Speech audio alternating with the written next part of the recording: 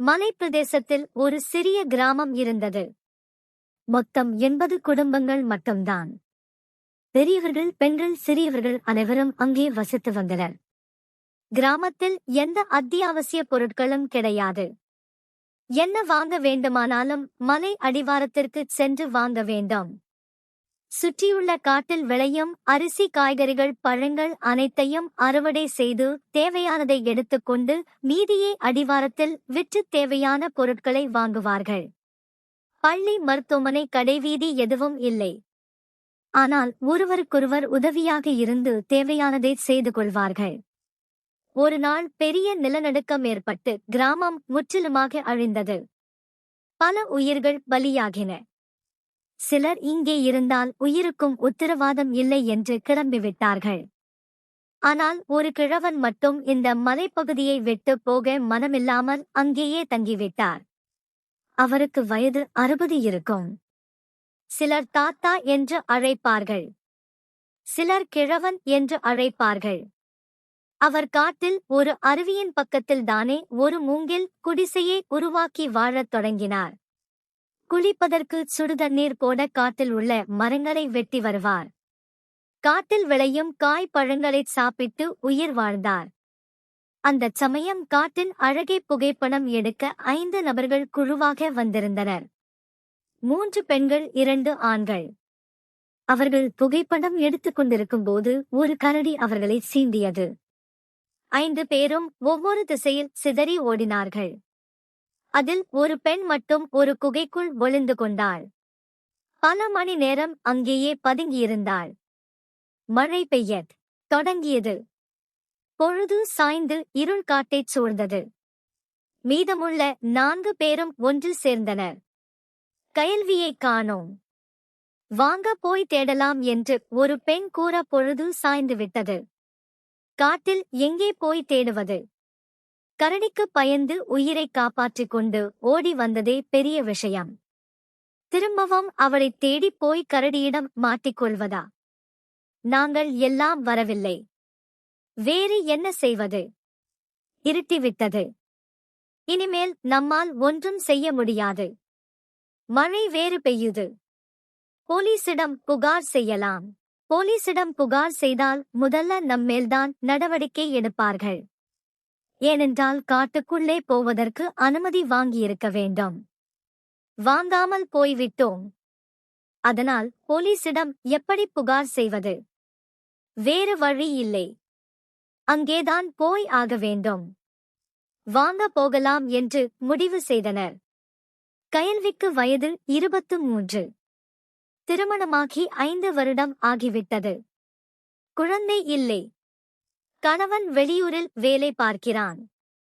கணவனுடைய உடம்பில் பிரச்சனை இருப்பதால் குழந்தை பெற முடியவில்லை.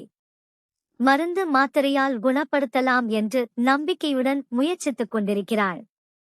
வயதாகிக் கொண்டே போகிறது. மற்றவர்களைப் போல் குழந்தை பெற வேண்டும் என்ற ஆசை இருக்கிறது. வீட்டில் தனிமையை போக்க புகைப்பட கலைஞர் வேலையை பார்த்து வருகிறாள். இரவு நேரம் இதமான மழை பெய்து கொண்டிருந்தது. காட்டில் பயமுறுத்தக்கூடிய இருட்டு, விதவிதமான அச்சத்தை தரக்கூடிய சத்தங்கள். அதையெல்லாம் பார்த்து கயல்வி குகையில் மயங்கி விழுந்து விட்டாள். குடிசையில் கிழவன் உணவை தயார் செய்து சாப்பிட்டுக் கொண்டிருந்தான். வெளிச்சத்திற்கு ஒரு அகல் விளக்கு. அதிலிருந்து வரக்கூடிய வெளிச்சத்தில் குடிசை பிரகாசமாக தெரிந்தது. அப்போது நாளைக்கு சுடுதண்ணீர் போடுவதற்கு விறகு இல்லையே என்று மலையில் உள்ள விறகுகளை வெட்டி வரலாம் என்று கிழவன் கிளம்பினான். ஒரு இடத்தில் விறகுகளை வெட்டிக் கொண்டிருந்த போது ஒரு குகையின் வாசலில் ஒருவரின் கால்களை பார்த்தான்.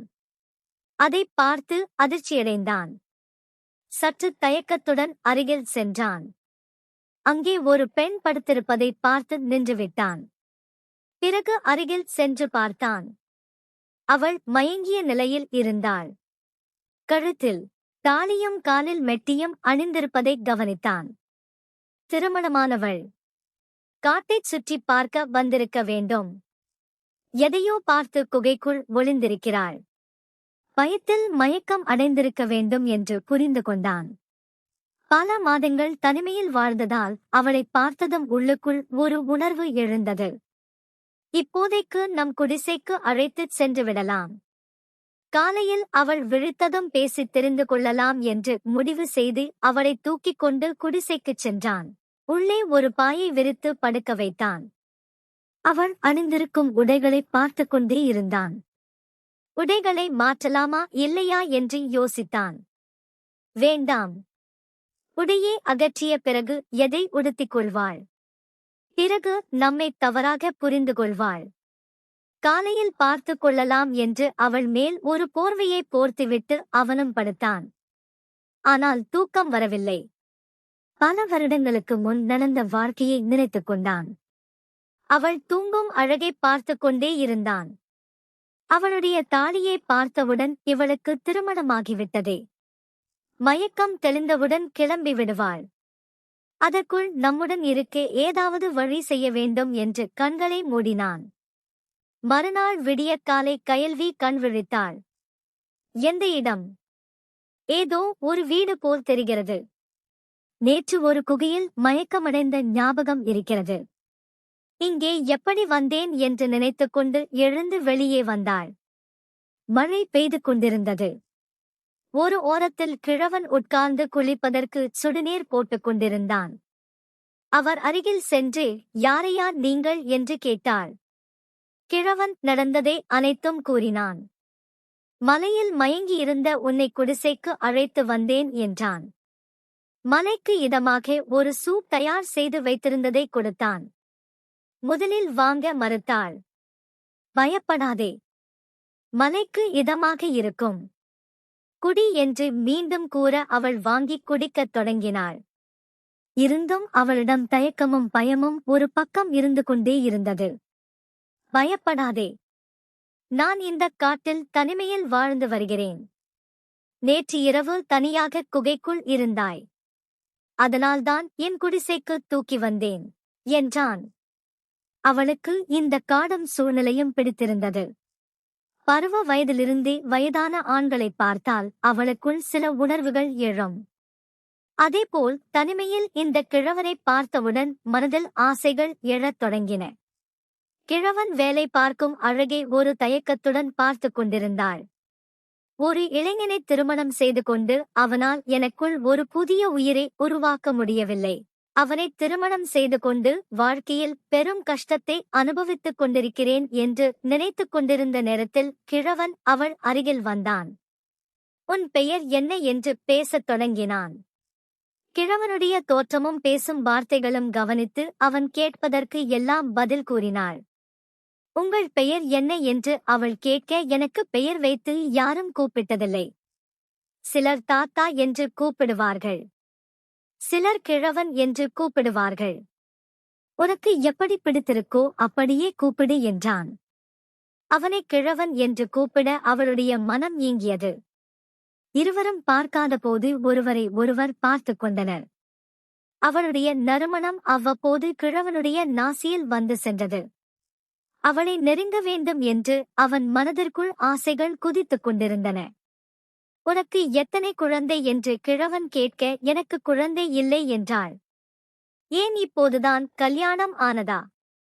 இல்லை, திருமணமாகி 5 வருடம் ஆகிவிட்டது. கிழவன் சிறிது கணம் யோசித்துவிட்டு, உனக்கு உடம்பில் ஏதாவது பிரச்சனை இருக்கா? இல்லை. என் கணவன் உடம்பில் பிரச்சனை இருக்கிறது. மருத்துவமனையில் சிகிச்சை செய்து கொண்டிருக்கிறார். நீ ரொம்ப அழகாக இருக்கிறாய். உனக்கு குழந்தை பெற வேண்டும் என்ற ஆசை இருக்கா என்று கிழவன் கேட்க, அவனுடைய வார்த்தை அவளை ஏதோ செய்யத் தொடங்கியது. காட்டில் ஒரு தனிமையான குடிசை. காலை பொழுதின் குளிர்ந்த காற்று. மிதமான மலைச்சாரல். தனிமையில் ஒரு குடிசை. கிழவன் பேச பேச அவளுக்கு ஏதோ வேறு உலகத்திற்குச் செல்வது போல் தெரிந்தது. அதோடு அவளது மனதில் படபடப்பும் வெட்கமும் எழத் தொடங்கியது.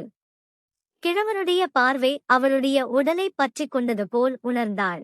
சட்டென்று எழுந்து அந்த இடத்தை விட்டு நகர்ந்தாள். குடிசை முழுவதும் இருட்டு. படபடப்பும் வெட்கமும் அவளுடைய உடலை வெப்பமடையச் செய்தது. அவளுடைய நறுமணமான வாசம் அவளுக்கு ஒரு புது உணர்வை தூண்டியது. இப்படி ஒரு தனிமையில் ஒரு வயதானவன் கூட இருக்கும் வாய்ப்பு எனக்கு உருவாகியிருக்கிறது. கிழவன் நம்மை ஏதாவது செய்துவிட்டால் என்று பல கேள்விகள் வந்தாலும் அவருடைய மனதில் ஓரத்தில் ஒரு விளையாட்டு. அந்த கிழவன் விளையாடினால் எப்படி இருக்கும் என்று தோன்றியது. அந்தச் சமயம் இருட்டாக இருந்த இடத்தில் அகல் விளக்கின் வெளிச்சத்தில் ஒரு நிழல் அவள் மேல் விழுந்தது. அது அந்த கிழவன்தான் என்று நினைத்துக் கொண்டு முகத்தை திருப்ப கிழவன் விளையாடத் தயாராக இருக்கிறான் என்று அவன் கண்களில் புரிந்து கொண்டாள். கிழவன் நெருங்கி வர அவளது கைகள் நடுங்கத் தொடங்கியது. அவளது முகம் சிவந்து இதழ்கள் வார்த்தைகள் இல்லாமல் பேசத் தொடங்கியது. கிழவன் மிக அருகில் வந்து அவளுடைய இரு கைகளையும் அவள் கன்னங்களுக்கு அருகில் கொண்டு வர அவளது மூச்சுக்காற்று வெப்பமாக மாறியது. இதயத்தின் படபடப்பு அதிகரிக்கத் தொடங்கியது. அவளது சிவந்த முகத்தை பார்த்த கிழவன் ஆசை சிகரத்தை அடைந்தான். அவளை அறியாமல் கிழவனே, உன் விளையாட்டை பார்க்கணும். அடுவியா, எனக்கு ஒன்று தேவை. அதை உன்னால் கொடுக்க முடியுமா என்று அவளுடைய இதழ்கள் பிரிந்து வார்த்தைகள் வெளிவர, உனக்கு என்ன தேவை என்பது எனக்குத் தெரியும். அதை என்னால் கண்டிப்பாக கொடுக்க முடியும் என்று பேசிக்கொண்டு அவன் கைகள் அவளது கன்னங்களில் பதியச் செய்தது. பல நாள் கனவு நிறைவேறப் போகிறது என்று அவளுக்கு மிகப்பெரிய ஆனந்தம். அதோடு முதல் முறையாக ஒரு கிழவனுடைய கைகள் அவளுடைய உடலை பற்றிக் கொள்ள அவளுக்கு ஒரு புது அனுபவம் போல் தெரிந்தது. கிழவனுடைய நெருக்கம் மேலும் அதிகரித்தது. அவனுடைய வெப்பம் அவளை நெருக்கமாகச் சூழ்ந்து கொண்டது. கிழவனிடமிருந்து ஒரு தெய்வீக நறுமணத்தை அவள் நாசியில் பெற்றுக்கொண்டாள். இது போன்ற தெய்வீக மனம் எங்கேயும் அனுபவித்ததில்லை என்று நினைத்துக் கொண்டிருக்க கிழவன் விளையாட ஆரம்பித்தான். காலை வேளையில் பகல் முழுவதும் நடந்தது. அடடா, இவ்வளவு மணி நேரம் ஆட்டத்தை ஆடலாமா என்று வியப்புடன் கிழவரை பார்த்து கேட்டால், இது ஆரம்பம்தான். சிறிது நேரம் ஓய்வெடுத்துவிட்டு மீண்டும் ஆட்டத்தை நடத்தலாம் என்றான். இன்னும் சில மாதங்களில் ஒரு புதிய உயிர் வரப்போகிறது என்று எனக்கு நம்பிக்கை வந்துவிட்டது. இந்தக் காடு, அதில் ஒரு அமைதியான குடிசை, சுத்தமான காற்று, அருவியில் இருந்து வரக்கூடிய தண்ணீர், எந்த ஒரு பிரச்சனையும் இல்லை. அனைத்திற்கும் மேலாக எனக்கு பிடித்தது போல் அனைத்து விஷயத்திலும் சந்தோஷத்தை அள்ளித் தரக்கூடிய என்னுடைய கிழவன். இது போதும், இங்கேயே இருந்து விடலாம் என்று கிழவனை பார்த்து கூறினால், நீ நினைப்பது சரிதான். நான் உன்னை நன்றாக பார்த்துக் கொள்வேன் என்றான். கயல்வியும் கிழவனுடன் வாழ்ந்துவிடலாம் என்று முடிவு செய்து அங்கேயே தங்கிவிட்டாள். இந்த கதை பிடித்திருந்தால் லைக் பண்ணுங்கள். இது போன்ற கதைகளை பார்க்க சேனலை சப்ஸ்கிரைப் பண்ணுங்கள். பெல் பட்டனை அழுத்துங்கள். இது போன்ற சம்பவங்கள் உங்கள் வாழ்க்கையில் நடந்திருந்தால் கமெண்டில் பகிருங்கள். நன்றி.